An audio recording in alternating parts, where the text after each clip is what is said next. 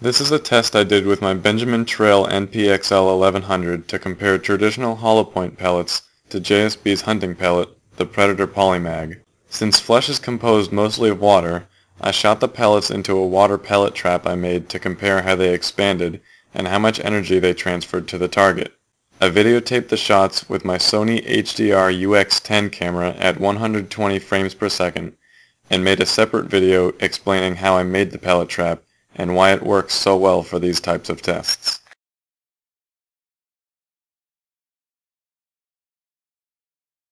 I tested the JSB Predator Polymag first, just because I was more excited to see those results. This is the pellet I always use when hunting, so I wanted to see how it performed.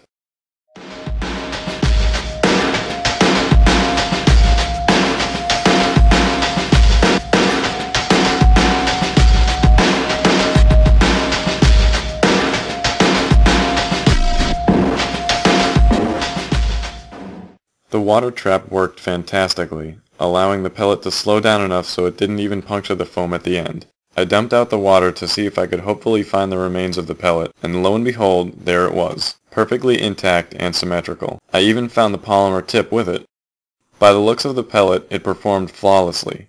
The tip came neatly detached, and the cup expanded to 19/64ths of an inch. That's a 35% increase in diameter. I was very impressed by these results, as the pellet works just as it was designed to. The tip causes the head to immediately expand and cause very high shock while staying intact at an increased size to transfer as much energy to the target as possible.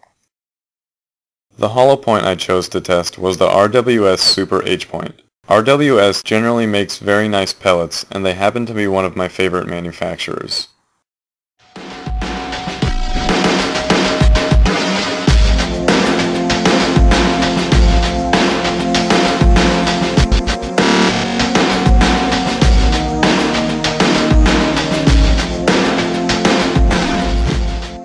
After firing the pellet into the trap, I dumped out the water to see how this one performed.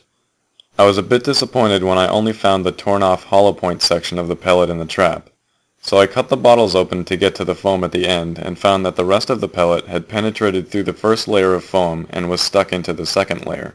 The tip of this rear section had been reduced to 5/32 of an inch due to the head being ripped off earlier, resulting in a 29% decrease in diameter after the initial shock of the tip's expansion. This is bad news for a hunting pellet, as there is a little shock at first, but only while the hollow point of the pellet is being ripped off. After that, the small remaining bit that expanded gets stopped pretty easily because of its very small weight, and the rest of the pellet, now with a more pointed tip, goes right through the rest of the target. As you can see in the video of the JSB Predator Polymag shot, you can see the massive bulge in the bottles due to the shock of the pellet's expansion. And look how high the trap jumps once the pellet travels through it. That is some serious energy being transferred to the target. Exactly what a hunter wants.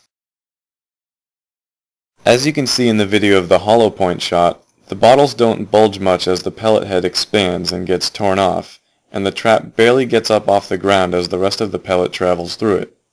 That is not very much transferred energy, and I would expect almost identical results from other pellets like domes or wad cutters. Overall, the Hollowpoint style of pellet leaves much to be desired if hunting is in mind. The head rips right off the body after expanding and leaves the rest of the pellet looking like a sharp spike. The JSB Predator Polymag has an amazing design and works better than I thought it would, expanding instantly while staying intact and transferring tons of energy to the target.